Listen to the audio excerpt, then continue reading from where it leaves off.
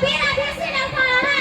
मेरी पैगाम है अमन सबके लिए, चाहे वो मुसलमान हो, ईसाई हो, यहूदी हो, सिख हो, हिंदू हो या पारसी, हर मजहब से ताल्लुक रखने वाले इंसान को अमन चाहिए। मुअज़्ज़ज़ सामीन, जब आप सल्लल्लाहु अलैहि वसल्लम ने मक्का फतह किया तो उस वक्त मक्का वाले आप सल्लल्लाहु अलैहि वसल्लम की जान इस्लाम दुश्मन थे, फिर भी आप सल्लल्लाहु अलैहि वसल्लम ने उनको अमन का पैगाम दिया और उनके जान और माल को तहफ़्फ़ुज़ देकर आप सल्लल्लाहु अलैहि वसल्लम ने कायनात के इंसानों के लिए अमन का पैगाम दिया।